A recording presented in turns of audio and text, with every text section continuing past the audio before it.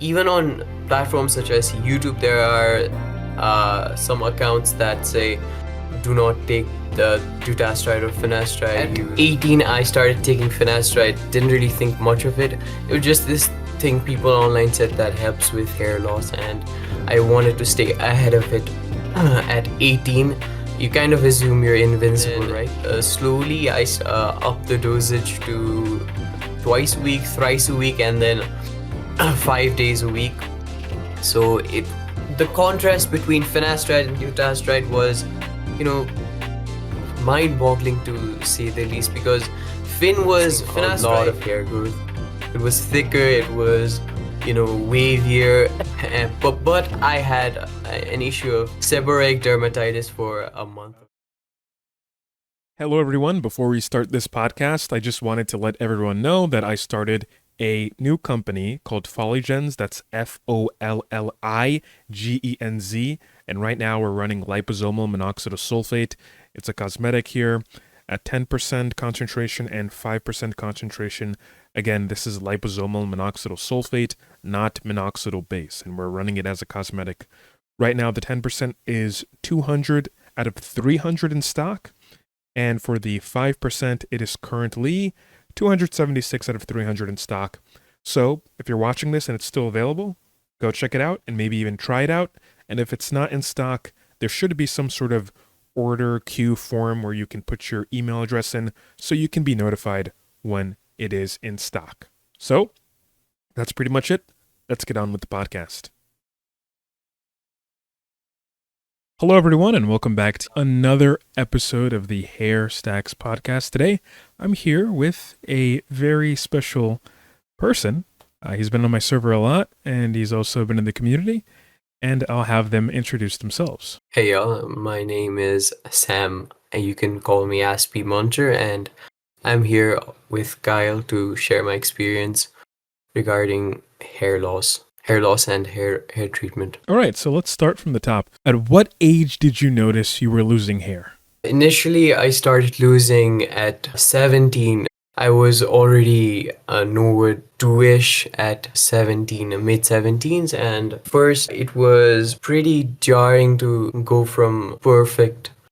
I had pretty thin hair beginning from the age of 15 as well, but it was pretty jarring to see it go from a straight hairline to Norwood 2 in less than 2 years. And yeah, I would say I began balding at 17. Once you start losing hair at that young of an age, it really does something to your mind. It impacts you a lot, especially socially. I mean, we tend to think that hair loss, male pattern baldness, or any type of hair loss for that matter, is something that you'll face later on in life. Hopefully not, but, sometimes we think, I have to be old until I have to cross that bridge. But many of us, especially in this community, have dealt with it in our teenage years. And I guess I can go on with the next question.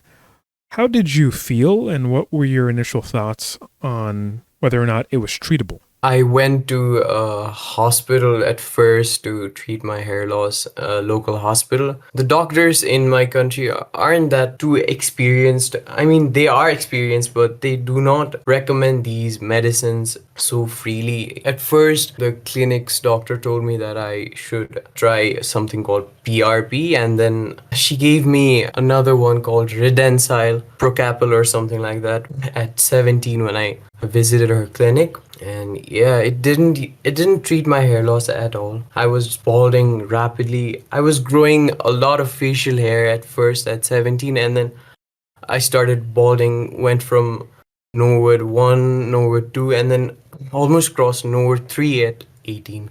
I guess you can say the hair on your head migrated to your face in many ways. Yeah, pretty much say that. I mean, I guess, some people would, I don't know. I was going to say some people would prefer that trade-off, but I think most people wouldn't. But the PRP thing you mentioned, it seems to be universal. And I've heard this from a lot of people. You guys can even check the other podcast, but it seems to be, and I don't know how long this has been going on, maybe for the past 10 years. Whenever you're facing any sort of hair loss and you go to a clinic, the doctors are always like, all right, let's do PRP, platelet-rich plasma.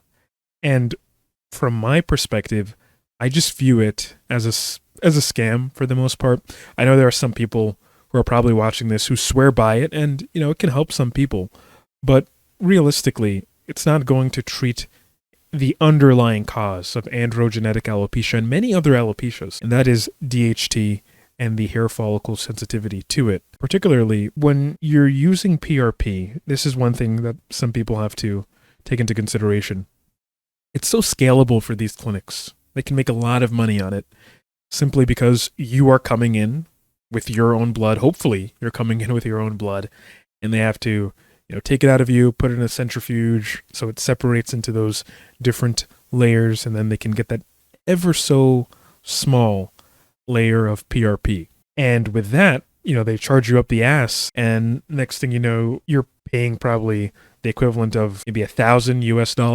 The reason why it's such a good scheme, maybe scheme's a harsh word, but such a good economic model for these clinics is because when you come in, you pay such a high price. One patient can pretty much pay for the supplies of like 10 patients, right? So it's very economical. A lot of these clinics are more inclined to push PRP and other sort of weird quote unquote treatments that don't really do anything at all. You mentioned redensile and Procopil. What were some other sort of treatments they encouraged? You said that they maybe I didn't hear you right. You said that they didn't like push finasteride, or maybe they didn't push any actual treatments that worked. They actually push just shaving the head, even for Oh, patients no as way. young as yeah, 17, 18. They just say, just shave it, man. Just shave it, What's bro. the Yeah. worst that could happen? The worst that can Even happen the is that doctors. you look 10 years older, Yeah, Yeah. and especially because I live in a third world country, and it's worse in here because the PRP scheme, as you said, they push, they can earn up to 1,200 to 1,500 US dollars worth of money, especially because after they serve the PRP, they usually push hair transplant instead of DHT blockers like finasteride or dutasteride. Oh man, so you're for sure going to be coming back to that clinic if you fall into that sort of pipeline, because you'll get the transplant and you're like, why am I still losing hair? And I guess you need more PRP, right? So it's a losing battle, and your hairline's thinning out, and your bank account is also thinning out rapidly too. It's pretty brutal. It's unethical too, right? Like imagine recommending a hair transplant to a kid. I mean, I was basically a kid at 17, and they recommend hair transplant after something that doesn't even work. PRP, redensile, and something called anagen or something like that. That doesn't even work, and they push hair transplant to a kid that is hopefully coming for a treatment. I mean, that is pretty anti-ethical, I would say. Yeah, that is. I mean, they have their own ethics. It's just that they fucking suck. To be honest, that is horrible. And it's pretty tragic because I've seen some cases similar to that where the first thing that a hair transplant doctor or a clinic would push is the hair transplant you speak of. It's like, oh, you're thinning, let's go for a transplant. And that's very, very bad because many times people can actually get improvement when it comes to androgenetic alopecia by simply treating the androgen aspect, particularly when it comes to DHT. And those hairs that would have recovered ultimately are damaged because of the transplant. Because a transplant is a semi-destructive process. You're getting hairs from the donor area, typically the occipital region, so behind the head, and then you're putting it throughout the scalp where thinning or miniaturization is present. And in doing so, sometimes when you transplant hair into the recipient area, you may run the risk of damaging native hairs. But if those native hairs are weak and they're not responding to treatment, then, it's a good trade-off. But if they would otherwise have responded to treatment, you're not going to get your natural density, right?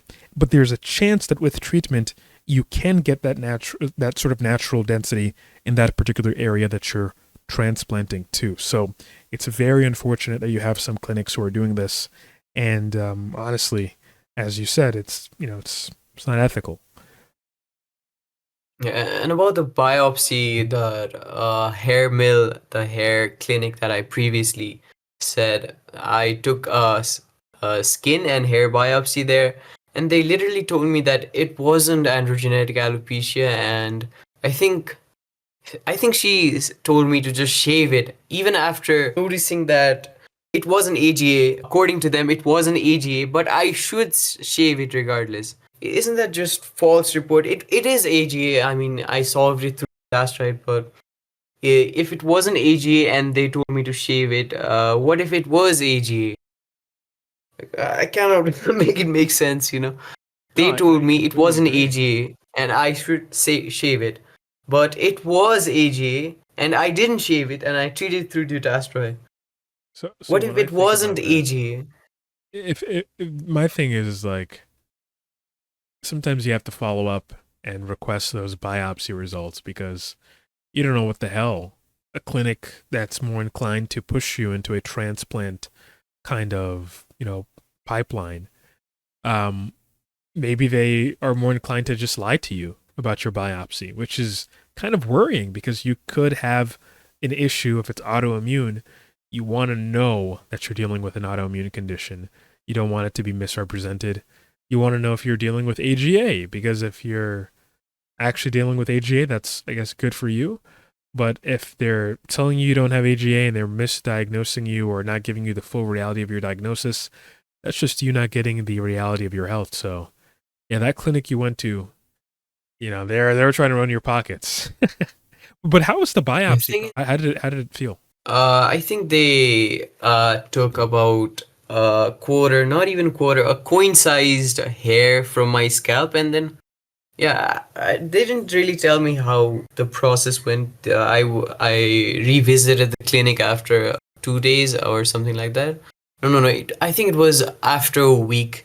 I visited their clinic again, and they told me I don't have androgenetic alopecia, and they said this, quote unquote. They said it was genetic, but it isn't androgenetic alopecia, and I should shave it. They didn't tell me what it was or how should I treat it. And after that, I took the report and I went to about four more clinics.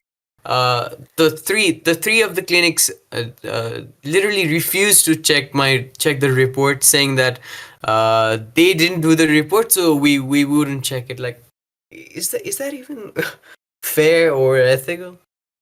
It's kind of it's kind of comical in the sense that they're just like, yeah, it's genetic, but it's not really AGA. But you just gotta shave it, man. Like, it's like, dude, did you just write this? Like, it's like they forgot to do the biopsy. Like they forgot to check the tissue in the lab, and then last minute they just had to write something on a piece of paper and send it to you. And it's just like, dude, don't worry about it. Really, don't worry about it. It's really just shave your head.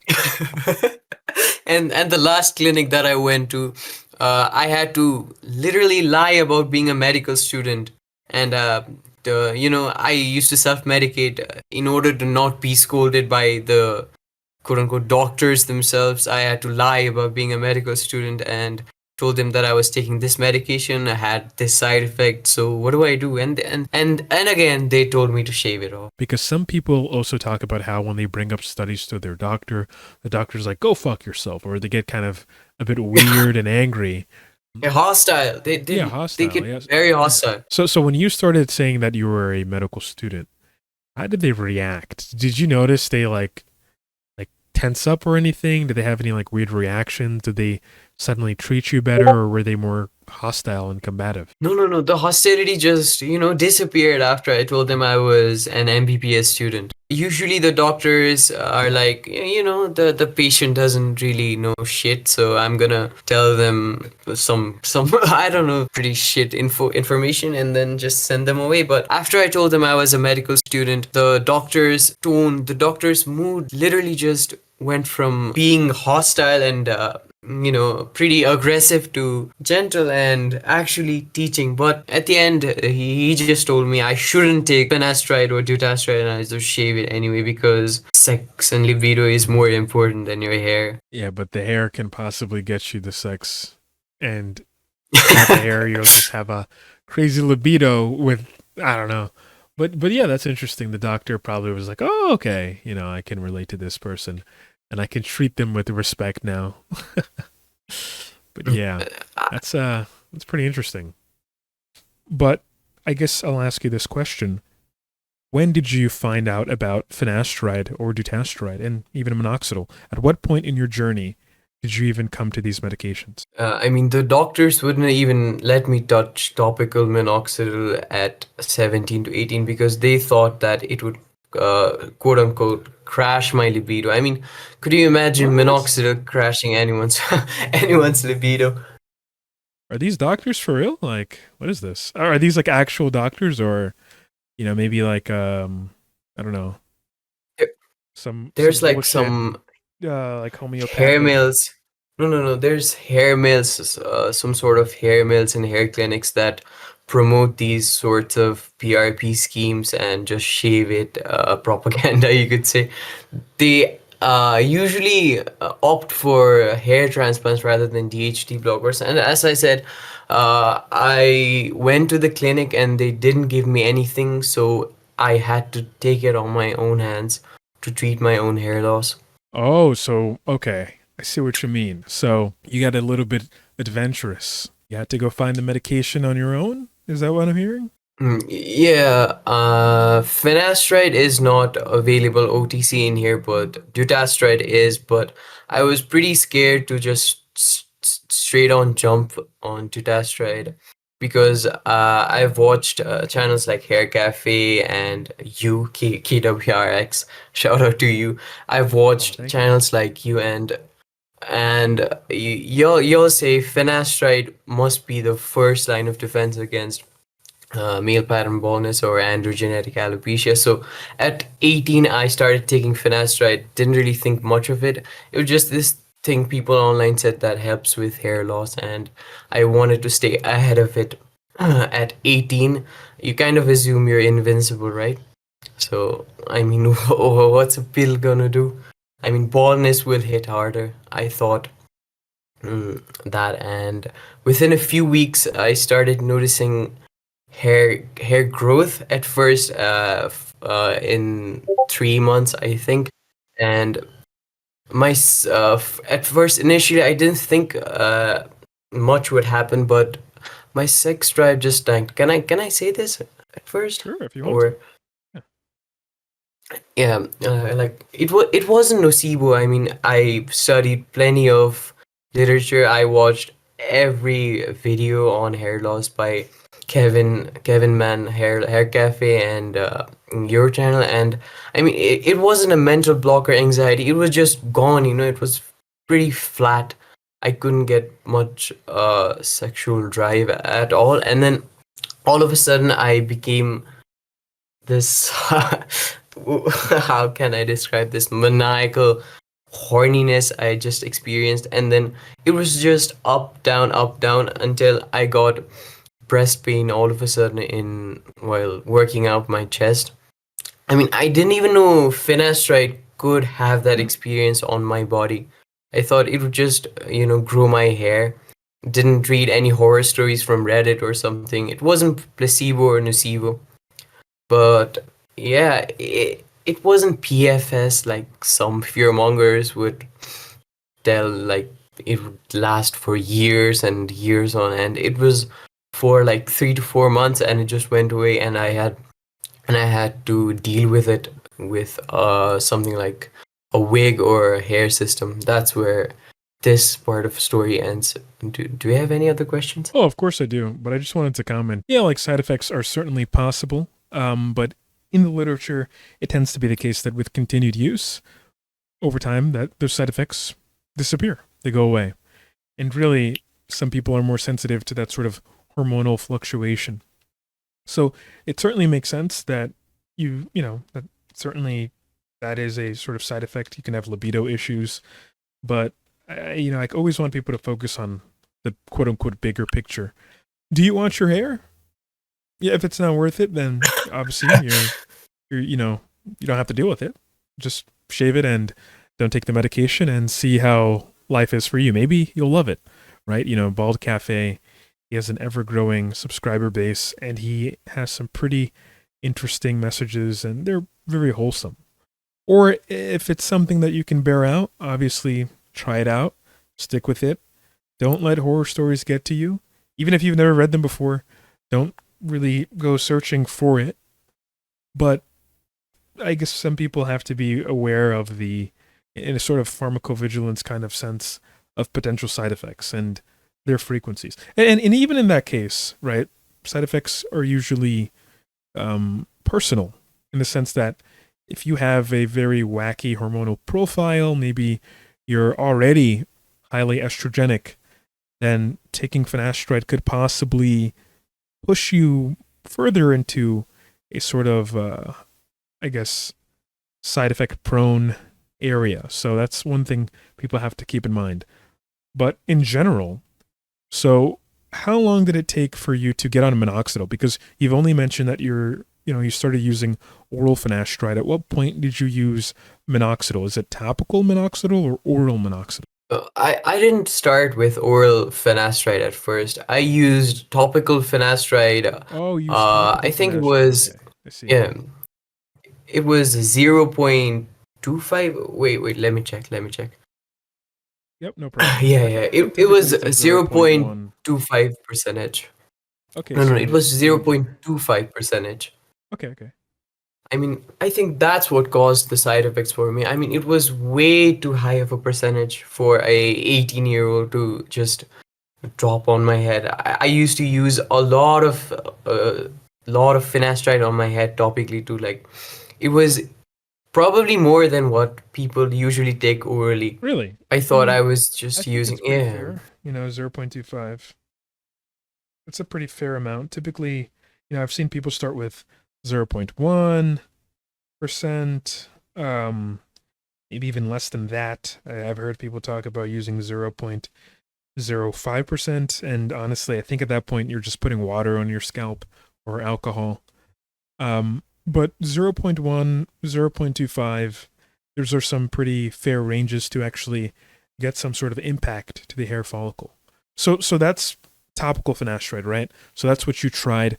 But at what point did you integrate topical minoxidil, or whether you used oral minoxidil?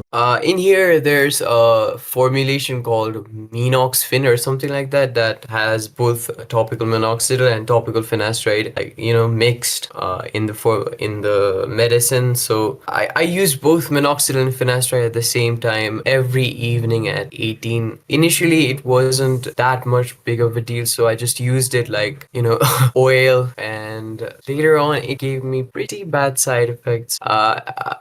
Something I cannot remember the word.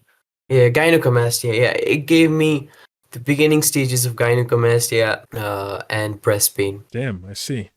So what made you stick through it all? It was probably because I was 18 and my hormonal profile was still changing. So, I mean, I take like 100 times stronger Dutasteride now, and it doesn't give me any side effects. So, I mean, it's not the drug, I guess. I mean, I don't know. So that's an interesting point. You take a higher dosage of dutasteride, and we can touch on that in a moment, at what point you made that transition to dutasteride and why.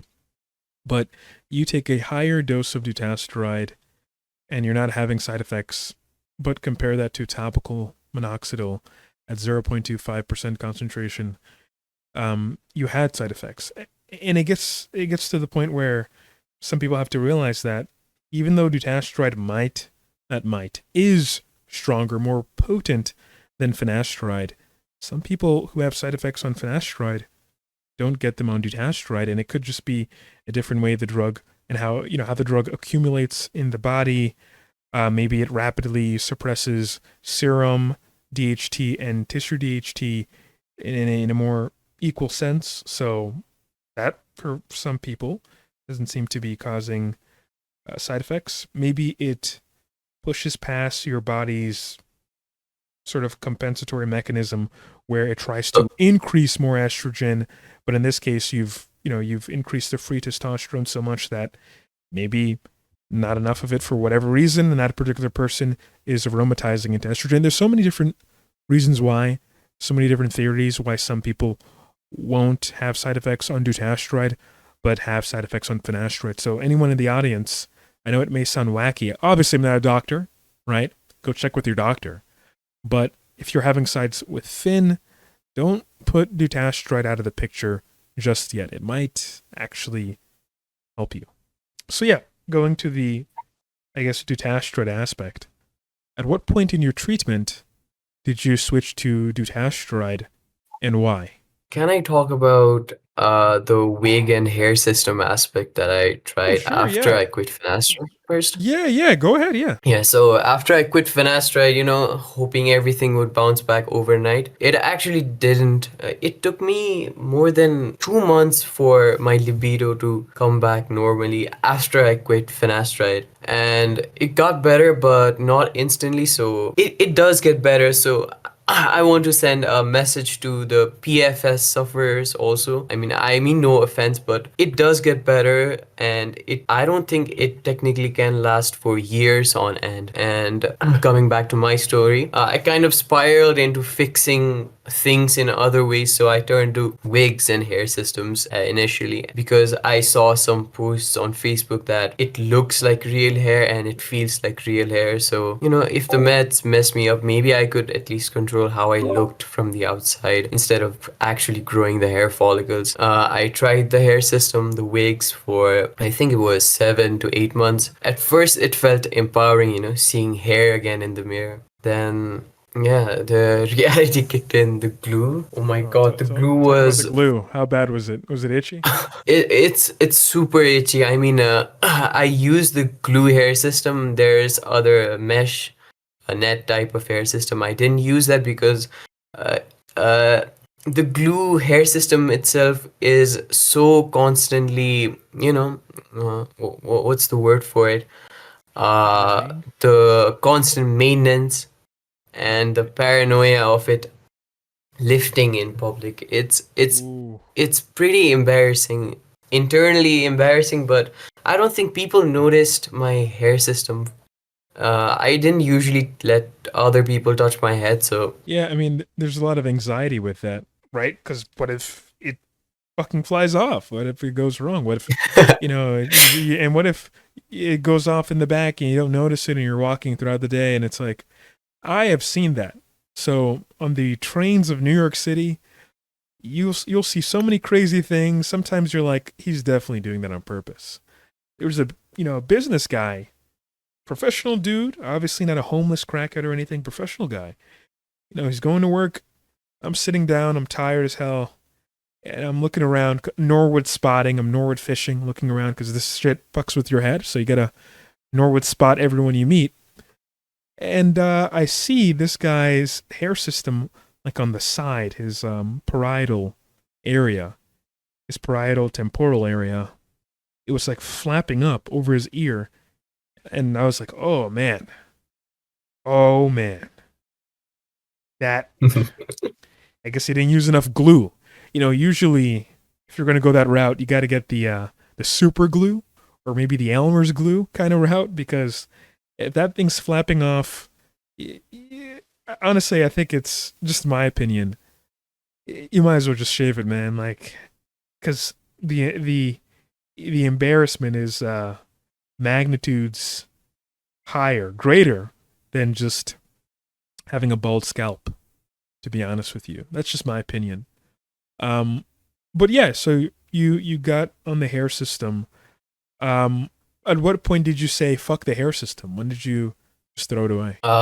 it was probably one of the worst time in my life, worst 8 months in my life. At first, the first time I put that rug on my head, it actually felt incredible. It was like getting part of myself back. Like imagine a Norwood 3 kid. I mean, I was basically a kid at that moment. It was at the end of 2023, I reckon, and I think I was 18, and it was like getting a part of myself back. But the imagination of the euphoria just went away, and then the reality set in. It was sticky, uncomfortable, and unpredictable. I would constantly worry it would lift in public. I started avoiding things I used to enjoy. I used to enjoy the rain outside my gym when I didn't have the hair system, but I couldn't enjoy that. The wind constantly bothered me, and I couldn't even hug my own family members in public because what if their clothes, touched my hair system and it just went away? What if it just flew away? Even close conversations, I used to notice people used to look at my hair and then comment that, how did it get thicker? But I didn't reveal my secret. I mean, what do I say? Like, I got a carpet glued on my head instead You of say solving my own insecurity. you say you got a scalp massage, you know. But yeah, that is, I think there's many people in the audience who can relate with that. And that sort of immediate fix, because, why not? Right? That's something that some people would definitely try out. Maybe for some people in the audience, that's probably all they need, right? And I guess we have to lower the stigma on it. I can sit here and make fun of hair systems all day. Really, I can, right? Because I only have 2 more hours in my day. But I can also get the understanding of, look, we women wear wigs all the time. We don't give them shit. Let's afford some kind of understanding and kindness to men who use hair systems, right? Everyone wants to have a better image of themselves, increase their self-confidence, and feel better about themselves. I guess the only demoralizing thing about a hair system is at some point you gotta take it off and, stare into the mirror while you're doing it. And it's just, I guess it's in that sort of aspect that many people find it to be soul crushing, and they ultimately just throw it away. Either they get on treatment or they shave it. And I guess, was that the sort of area you were at when you made the transition from a hair system to Dutasteride, maybe? Uh, I mean, the thing is, hair systems, in my humble opinion, I've tried it, and hair systems are not really for people that are, from the age of 18 to 25. I mean, hair systems are for someone who is unsavable, like Norwood 7, Norwood 6, who are 30-plus-year-old men who need to be, are insecure and need to have hair. For someone like me, someone who is losing hair at very young age, 17, 18, 19, even 20, and are not gone too far like Norwood 4, they should, in my opinion, must try medicines instead of gluing hair on their head. And yeah, about dutasteride, I started first at August 2024 after I shaved my head, after I ripped off the wig, the hair system, and the nuisance that was reduced from my head, the burden that got reduced was so tremendous that I didn't even notice I was gone so far, like nowhere 3 at first. Yeah, that's it's tough. Um, but certainly, upon transitioning to Dutasteride, what was the timeline like, right? Between when you started out to where you are now? Because, I could talk about the photos that I've seen, but, what was the month to month kind of reality? What were you noticing during your time on Dutasteride? The first thing I noticed was that I first started taking Dutasteride once a week because, all the horror stories. I mean, I didn't read the horror stories on Reddit, but even on platforms such as YouTube, there are some accounts that say, do not take the dutasteride or finasteride, you will get fucked for life or something like that. Hair So chemist. I started taking dutasteride once a week, and then slowly I upped the dosage to twice a week, thrice a week, and then 5 days a week. So the contrast between finasteride and dutasteride was, you know, mind-boggling to say the least, because finasteride did wreck me like for months. The chest pain was unbearable, but dutasteride didn't do anything at all. Like, I even tested my hormones for estrogen and other things, but my estrogen was higher on dutasteride than on finasteride, but it did nothing in terms of side effects. I mean, the two drugs identical. The two drugs look identical on paper, but I mean, it can land differently in your system. That yeah, so you can cut this out. I'm sorry, I started. No, you're good. We're not cutting that out, bro. That's fine. I'm saying I have this weird thing where I keep saying right, and there's some people who are assholes in the comments section. That is a verbal crutch that we use here in the East Coast, on the East Coast of the United States of America. Right, and right. But yeah, no, that's pretty cool. So did you stay at a 0.5 milligram dose per day with dutasteride? Did you ever go towards the 2.5 evil side? From August to I think it was January, I stayed at zero point 0.5 milligrams dutasteride daily after I switched from September to November. I think I upped the dosage from zero point 0.5 twice, thrice, and 5 days a week to daily until December to January. And then after that, I upped my dosage to 1 milligram uh, at January, mid January, I think. That's when I started noticing a lot of hair growth. It was thicker, it was, wavier, but I had an issue of seborrheic dermatitis for a month or so. Yeah. So let's talk about seborrheic dermatitis real quick, because a lot of people, they don't really take it seriously when they get those seborrheic dermatitis flare-ups. And the reason why I want to bring it up is that if it's severe enough, can really cause some shedding. And some people just think, oh, it's seb derm, it comes and it goes. But no, it's literally inflammation around your hair follicles, stressing your hair follicles out, wanting them to essentially, go into this sort of weird dormant state where they can essentially guard themselves against the inflammation when when the inflammation is not bearable. That's when you start having some real issues. And if it's prolonged, you can have some scarring if you're not careful, right? Just from the very act of you scratching your damn head all the time with such intensity, but also from the inflammation, the perifollicular inflammation that seborrheic dermatitis may elicit. So that's one thing people have to kind of be cautious about.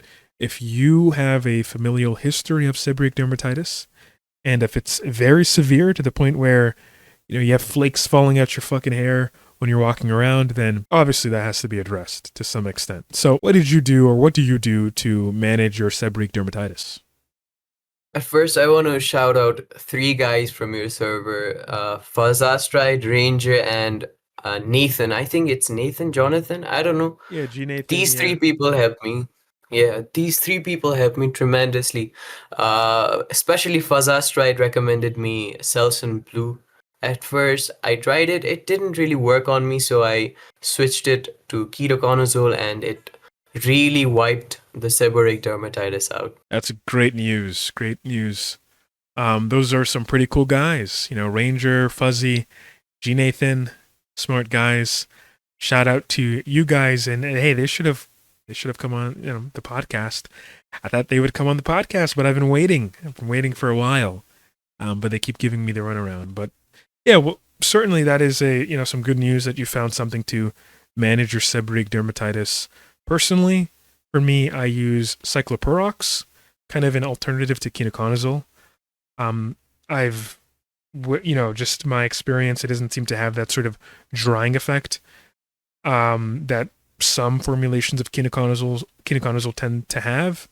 And also, it's cleared it out for me. So for some people, you have to kind of try different products. For you, the Selsun Blue didn't work. For another person, it might work, right? Ketoconazole works for you. For another person, ketoconazole doesn't work. Ketoconazole worked for me, but it was too drying. But for me, I chose to use cycloperoxide 1% concentration. Real quick, what concentration of ketoconazole did you use? I think it was 2.5%, 5%. Wait, let me check. You said 5%. Oh, wow. Yeah, I remember I had a specially compounded one. This is a long time ago. It was a bit high. I think it was around 3%. Because I No, have no, no, no, no. really bad It symptoms. was 2%. It was 2%.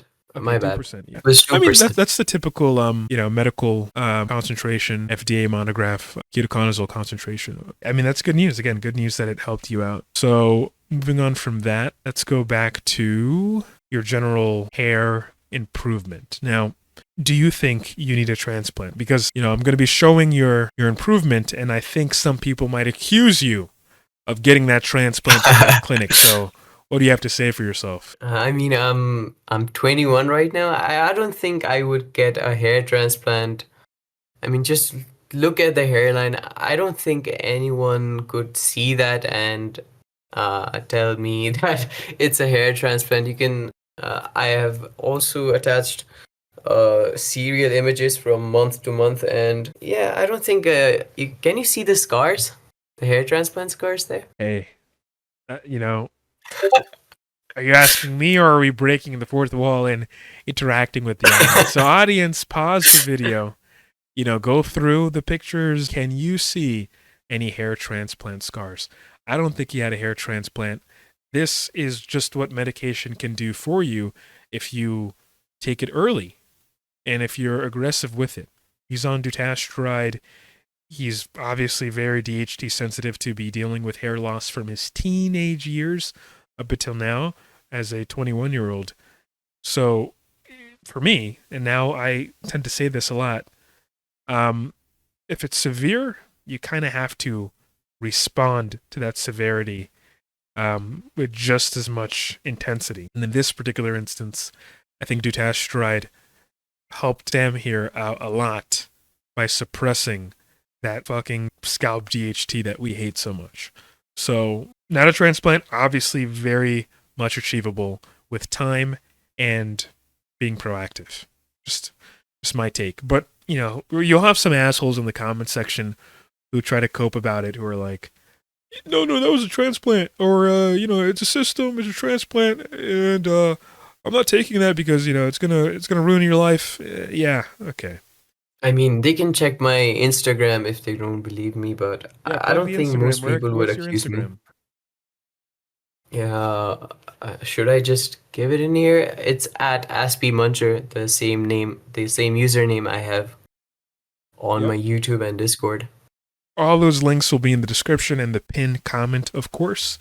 If you want to go check Sam out, certainly go check him out on his Instagram, YouTube. Do you have a TikTok?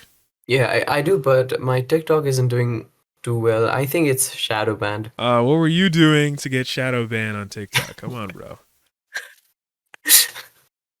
We don't have to talk about it. I can, I can go off the record. Actually, now that I've talked about it, it's on the record. But nothing happened. Instagram is just crazy these days. Everyone's getting shadow banned, of course. Yeah. In any case, what's the plan here from here on out when it comes to hair loss treatment? Do you really care about improving the hair beyond from, because to me it looks like you just made a full recovery. Like this is like someone would walk by and say, what hair loss? So like, what do you have any further goals when it comes to your hair? No, nothing really. I dyed my hair about a month ago from dark black to sort of golden color. Other than that, no. I'm taking about 1.5 milligrams of oral dutasteride and I'm sorry, 5% minoxidil, topical minoxidil on my head, along with tretinoin some days to boost, really boost that sulfotransferase enzyme on my scalp. So real quick, do you apply the tretinoin first or the minoxidil first? In the evening after I do my skincare and all, I first apply pea-sized tretinoin on my hairline and then all over my head. And after I let it dry for 5 minutes, I apply the topical minoxidil. Yeah, that tends to be what I used to do, at least when I was on topical minoxidil all those years ago. I would use the tretinoin first, and then after like 10 minutes or so, maybe 30 minutes, I would apply the minoxidil. So that's something people can consider doing. Some people, I think Hair Cafe even mentioned this. They put the tretinoin in the minoxidil a bit, and then they mix it up a bit, and then they put on the scalp. I guess that's a good way of also, trying to make it less laborious, so to speak. But in any case, yeah, like tretinoin is definitely a good option if you want to boost that sort of sulforotransferase enzymatic activity on the scalp. Certainly, I think it's better than microneedling. Just my opinion.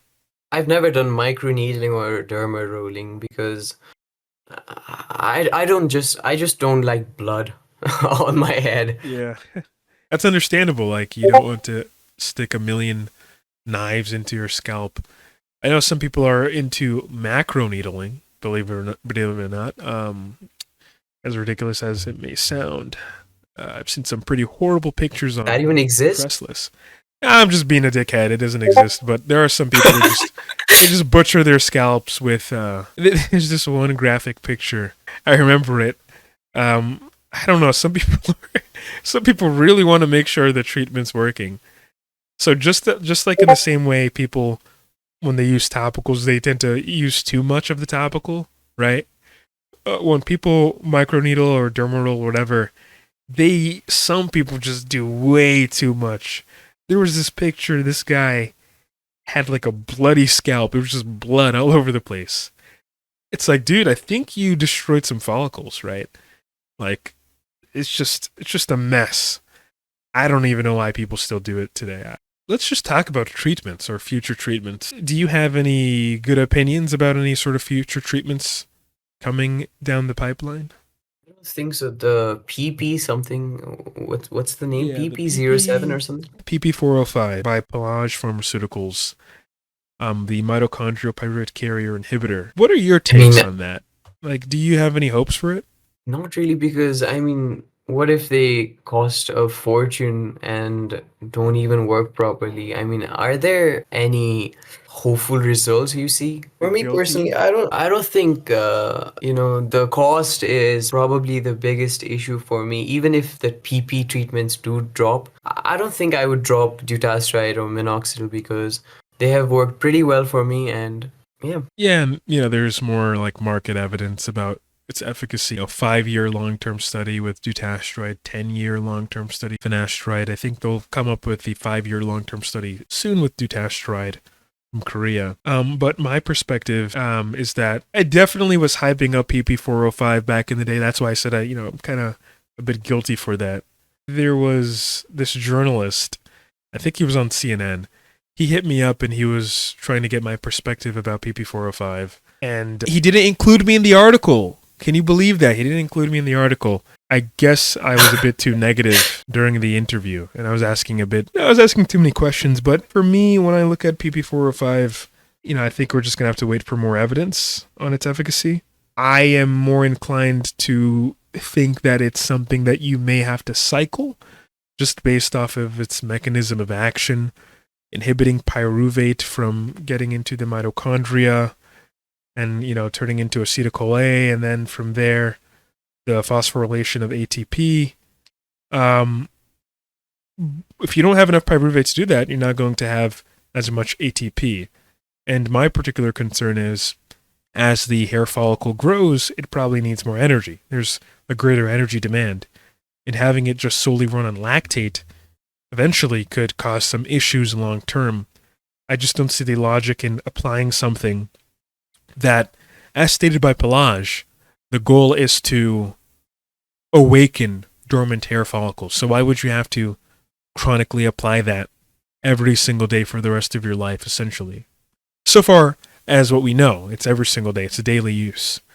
Maybe it might be the case that you cycle it, but I don't think that makes sense. If that was like their goal to make it a cycle-based thing, I think they would have mentioned it by now in some sort of paper or some sort of, I guess, press report. But I'm And not going man, to to shit be on people's honest, hope. Kyle, I haven't even looked at these other medications ever since the Dutasteride gave me these tremendous results. Yeah, To you be won, honest. dude. You won. You're just like, you know what? Yeah, I'm good. Yeah, even if it comes out, I got my hair back. So that's the big takeaway here. You get your hair back with what you have now. Why even add a new treatment? Unless the treatment is you put it on the scalp once and then that's it. Your hair is just back to normal and even better. Then by all means, sure. But if you already have something that's working for you, you don't want to add too many things to it and then remove it. Because even adding stuff sometimes can cause a shed, can destabilize your scalp and your hair follicles. So you have to be kind of cautious about what you add. Certainly. I agree with you on that. Yeah, and I mean, about a year or two ago, I used to watch Hair Cafe and your analysis on everything, every drug that launched pretty religiously. I used to binge food and then watch hours and hours of hair treatments and hair loss content for pretty much all day. I was depressed. I didn't have any hair, as as you may know, and yeah, I've stopped watching any hair loss content ever since I recovered every follicle on my head. That's understandable. Sometimes you really have to just get some space and really move on, right? Unless you're making content in the space. But like there needs to be a some point where you're like, okay, I have my hair. Now what else? Now that you've gotten your hair, what else can you think about? What else can you put your mental energy towards? If you have any sort of health issues, you can certainly address that. Maybe go to the gym or maybe eat healthier, quit some of your vices, whether it's alcohol, smoking, or straight up gooning for 5 hours a day. I don't know too much about them. Sometimes you gotta, let the clean out the pipe. What do they say? What's the excuse? It reduces prostate cancer. Certainly, go ahead and goon and give yourself a goon treat. I don't know why I'm getting on this topic, but the point is, you want to use that mental energy for something else once you've done everything you can for your hair. So how are you spending your mental energy? What other areas are you looking at to improve yourself in? Thing is, when I started balding at first, I stopped going out. I stopped going to the gym. I used to wear beanies and wigs, 24/7. Even after I, used the hair system, the rug on my head, I still couldn't make myself go out to for a walk or something like that. I did go to gym for some months after the hair system, but I used to be insecure 24/7. Like, imagine working out and then, instead of focusing on the set itself, you were looking at your hair system and like, will it fall? Are there girls checking my hair system out? Like, it was just a burden. So I stopped going to the gym for months. I lost about 10 plus kilograms of muscle mass and weight in general. And yeah, I was pretty ripped before not before I started balding, but even when I was balding at Nova 2, I still had some hair. I used to have a fade and then cover it up by, having a fringe. And yeah, I used to work out. I used to have pretty good muscle until androgenetic alopecia hit me. Yeah, the Norwood Reaper came to collect, and your hair was dead. Now you got your hair back as Mr. Finasteride and Mr. Dutasteride came in with a grant, so you could pay that Norwood Reaper. I don't know what I'm saying, man, but no, I totally hear you. So now that you've essentially gotten your hair back, you've gotten your life back, and you can socialize more, and you can just go out there more and live your life, and that's what many people want. Hair loss, a lot of guys won't admit it.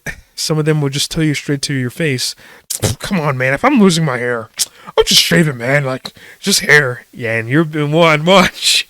All you fuckers in the audience who, for whatever reason, have that sentiment, watch these fucking videos. If that's your mindset, when that Norwood Reaper comes to collect, you're going to be telling me, hey, what was that drug name again? Finerdide or Diddy Ride or whatever? Yes, those are the drugs. Diddy Ride and Finneride will be there to help you out. But I'm not going to tell you. I'm going to gatekeep it. I'm going to take down my videos, and you're going to have to follow through on I'm gonna shave my head if I'm losing my hair, right? I just hate that when people just say that shit. It just gets me annoyed, right? Because you're telling me now you would accept it. That's some big talk, big baller talk. Because in many cases, I'll call up your internet service provider to see your fucking history. I know you're searching how to fucking make your hair loss. Fucking rosemary oil and onion juice. Hey, onion juice, that's my thing. I use that onion. There's a story I talked about on this channel. I used onion juice at one point when I was 16, and yeah, that shit was me too. I used onion juice and aloe vera at first when I was 16 as well. Yeah, bro, that onion juice, it's the true cure. Believe it or not, right? Onions will cure your hair loss. It was actually my mom who put me on the onion juice treatment. I mean, look, if we're talking about lactate and PP405, I'm sure, we're putting milk on our scalps. I'm sure the onion juice has its own mechanism somewhere out there that we just don't know about. Certainly don't drink onion juice unless you like it. Then, anyone in the audience, by all means, drink your onion. But yeah, it just annoys me. People who are like, if I'm losing my hair, I just shave it. Yeah, cool. Thanks, man. It's like, until you face that issue, shut the fuck up. Really, just shut up. I don't want to hear it. Stop talking about what you would do unless you're in that situation. Because I think when it comes to hair, talk is cheap. Believe it or not. A lot of people like to think something like hair or maybe, even their beard. Some people value their beard. They just take it for granted because it just grows and grows and it's not something you really think about. But until you lose that sort of aspect that you used to express yourself, then you really can't talk on it. Because hair is so integral to people's identity. I remember Alessandro and Raiden, another hair loss YouTuber, we did an episode. And they would talk about, because they have extremely curly hair, long curly hair, they would talk about how people typically knew them as the guys with the curly hair. Like, hey, you're the curly hair guy. That kind of becomes your identity, right, in many ways.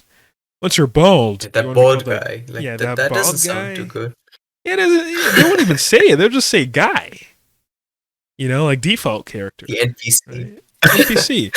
Yeah, that's like, well, yeah, come on, man. I don't know. I think at that point you can take the, I gotta be careful what I say. But there are some people that just go balls to the wall and they start taking steroids to compensate, and then you're just like, dude, come on, man. Hey, can I talk about that aspect here? I won't go too deep, but no, go deep.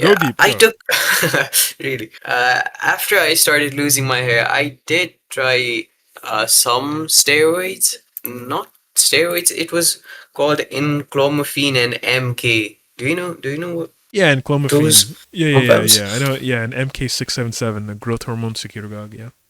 Yeah. I took those because I thought if I was balding and bald anyway, I should try to get jacked and ripped. So I used to watch steroid content all day from More Plates, More Dates, and I forgot the name. The guy that got PFS supposedly. Right, from some mushroom. Yeah. Bro, that guy. I used to watch did those. Years PFS. Oh, what did he do? He drank his friend's shit. What? Really?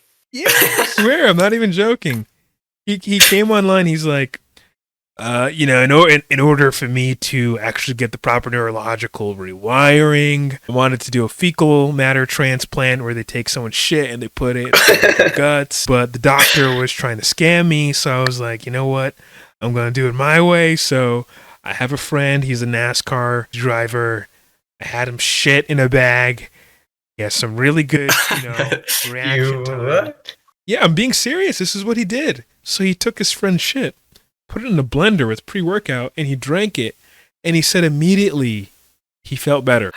And I'm like, so this guy doesn't seem to know that for a fecal matter transplant, it takes weeks, if not months, for the new microbial colony to colonize your colon. This guy just admitted to us, that he pretty much had satisfaction drinking someone's shit, and it had nothing to do with microbes populating his stomach. Because he said in minutes he felt better. And so I had my friend give me his shit in a bag, and I did the fecal matter transplant. So I'll talk about the donor. So the donor I used, shout out to him. I know he's watching this. I picked someone who didn't get the V, right? Didn't get the V at all. And he's a race car driver, meaning his central nervous system is very in tune. You know, he races cars, mechanic, 20 years old, perfect donor, male. I don't know if this has anything to do with anything. I'm so done. I put the shit in the blender. I blend it up, put it all in the pump. I get an automatic pump. It starts clogging. And then I do the manual bucket. So I got a bucket and automatic pump. The bucket ended up working. And yeah, that took about 2 hours. I noticed my vision improved dramatically after. I felt improved side effects wise. My muscles didn't come back or anything. And I definitely couldn't get a pump, but like mentally I felt way better. Felt like I feel serotonin again. I could taste stuff better. And I just noticed my vision came back a lot, you know? I also noticed that it didn't last that long. So, I mean, all the roids he took, I mean, that could be the main thing that caused him the quote-unquote PFS instead you of sure it a wasn't mushroom. the mushroom? I think the mushroom was pretty convincing to me. Certainly, it's not because he's bipolar already and he's taking so many fucking chemicals. Some chemicals that literally he told his buddy to just fucking make out of nowhere. I think he made his own derivative of MK677. And he's taking that shit. And then he also takes like psychedelics too. I think he mixed up the mushroom, right? He took the wrong mushroom. That's why he's, he's kind of seeing walls with legs, so to speak. But yeah, you talked about just now, you looked into getting on some kind of performance enhancing drugs in clomiphene, MK677. Now, obviously, people are free to do what they want. But I've heard some anecdotal reports of people saying MK677 actually helped with their hair. What do you think about that? Did you experience anything like that? No, man. I mean, DHD was actively ravaging my hair fall. What could MK even do? Yeah, it gave me pretty good sleep, and increased my hunger. But aside from that, nothing really happened in terms of hair.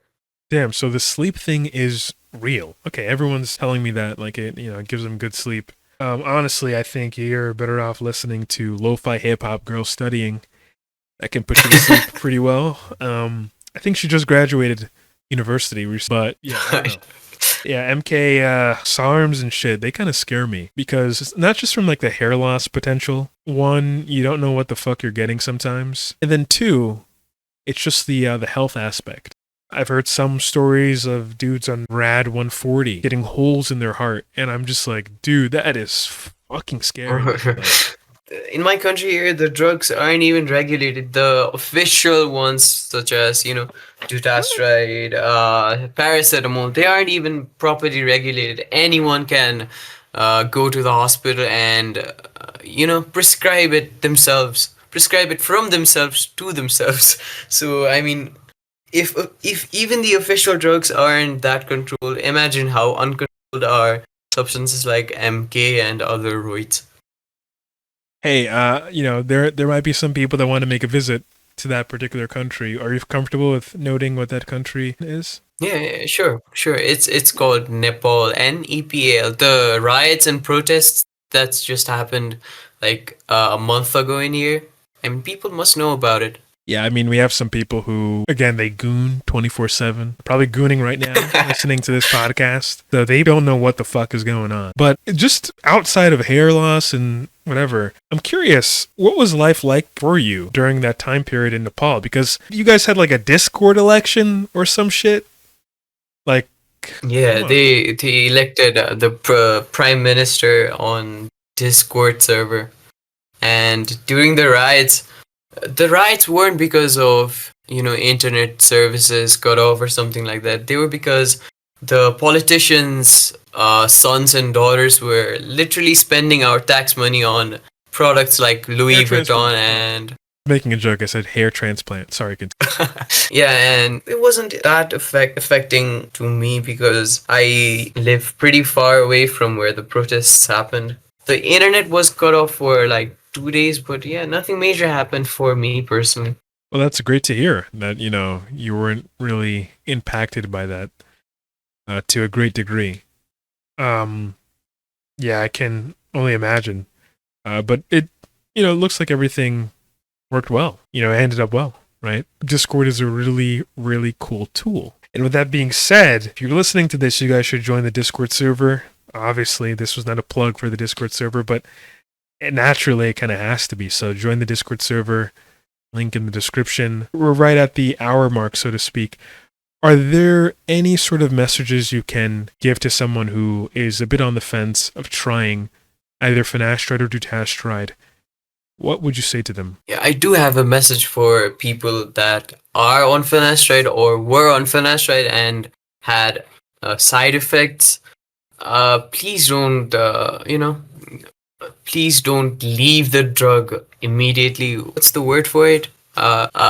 Cold something? Yeah. Oh, cold turkey. Yeah. Don't leave the drug cold turkey. Maybe try Dutasteride. Just try it. Just try it, dude. There's no harm. Even if you do get side effects, they're either gonna subside or just completely go away. And for another message, I want to talk about skin aspect of this particular drug. Ooh, okay. Yeah. It actually literally wiped my acne out. Smoother, less oily, cleaner. Even when I was on finasteride, the skin didn't really get affected. I was sort of still bloated and full of acne, but after I hopped on dutasteride, my skin is so much clearer now, and at low body fat percentage, the face is sort of leaned out. I couldn't really make that happen when I was not on DHT blocker. I mean, this isn't just my anecdote, but yeah, it just cleared my water weight out from right out of my face and cleared my acne as well. Well, there's some proof to that in the literature because DHT, especially type 1 5-alpha reductase DHT that's made in the sebaceous glands, in some people encourages acne. And dutasteride lowers DHT in the tissue anywhere between 50% up to 70% depending on the dose. So by using dutasteride, there's so much evidence out there that talks about how it's treated people's acne, especially if it's hormonal acne. And you even have other sort of things that are playing on that same mechanism, right? That DHT's interaction with the androgen receptor in the sebaceous glands. And the end goal is to reduce that interaction. So either you reduce that interaction by reducing the presence of DHT, or you reduce that action by blocking the androgen receptor. And there are some drugs that have been developed, like clascoterone. Right now it's on the market as Winlivy. I think it's like 1%. And then, Cosmo Pharmaceuticals, who made clascoterone Winlivy, they're trying to push the hair loss equivalent of that being Breezula at 7.5% concentration. That is still in limbo. I think it's coming out sometime in Q2 of 2026. Then you also have KX826 pyrilutamide from Kintor. And they obviously, it's an androgen receptor inhibitor, similar to CB0301 clascoterone, but it's also designed to potentially treat acne. So all that to say, yes, dutasteride has a lot of literature, or some literature, I guess you can say, when it comes to potentially treating acne. There also is another sort of acne-esque condition called inverted acne, also known as HS. I think it's hydrosupertonia, something like that, where you have acne that's growing underneath the skin, and potentially dutasteride could be a treatment for that. So, I've talked to somebody who has that, and they also did the research, and I did the research too, and it's been mentioned before. I think it's on the Wikipedia for HS. But yeah, dude, that's pretty cool that you got such a benefit from that when it comes to your skin, because not a lot of people even know that 5-alpha reductase inhibitors can change your skin quality. And on top of that, you said, sorry, I know we're at the end, but you said you had a skincare routine. Would you mind sharing what that routine is? You mentioned tretinoin before. Yeah, it's not too complex. I usually use a cleanser at the evening and in the morning. I use a cleanser, and then for morning I use SPF 50 plus in the morning for before I head out, and in the evening I first apply tretinoin on my face and then tretinoin on my scalp, and then after that I use minoxidil, and then at the end, wrapping it all up, I use moisturizer and yeah, go to bed. That's it. It's not too complex, but I don't think I used to do this even before I started DHT blockers. Uh, this didn't really work back then when I was 18, 17, 18, 19, but after I got on a pretty high dose of Dutasteride, my skin just, it started glowing up, acne disappeared, and it's weird, I don't know, but I was sort of bloated even at low body fat percentage 24/7 back then, but after I started dutasteride, the water weight, the bloating went down, the skin became less inflamed, the actual appearance of the external appearance of the skin became, less dull, you could say. Oh, that's all good news. So congratulations to you. I guess we're at the end of the podcast. Again, once more, if you want to plug your social media, you can just list them right now verbally, and I'll put them in the description below. So where can people find you at one more time? On Instagram, it's at aspimuncher, and on TikTok as well, it's at ASPIEMUNCHER, aspimuncher. And before we go, please do not quit the drugs completely. At least try finasteride at first. It gave me side effects. It can give you side effects, but even if you get side effects on finasteride, please do not completely neglect that dutasteride also exists. And and about could I take a bit of time, 5 minutes? Sure, by all means, yeah. Yeah, I would take oral minoxidil, but I don't know what's your consensus. What's the audience's consensus on oral minoxidil? But I would take it if it was available here. But it's topical minoxidil is only available here on OTC, and dutasteride is OTC. But strangely, finasteride is not OTC in here. You have to go to a clinic and make a prescription from the doctor to get finasteride. So yeah, I would try oral minoxidil if it was available here, but for now I'm gonna stick to topical minoxidil, tretinoin, and oral dutasteride. Yeah, I mean, when it comes to my thoughts on oral minoxidil, obviously I think there's a safe way of doing anything. Just be aware of how you feel, your heart, etc., etc. Get a blood pressure monitor, and start low. Don't start high. There are some people who start at 10 milligrams. I don't know what the fuck is wrong with some people, but some people certainly do that. And if you're having side effects, the best thing you can possibly do would be to split that base dose and distribute it throughout the day instead of taking it all at once, because it tends to be the sort of peaking effect that minoxidil has in your blood. That's what dictates side effects. So, yeah, obviously there's a safe way of doing things. So, try it out. Maybe it might help you have a more convenient life.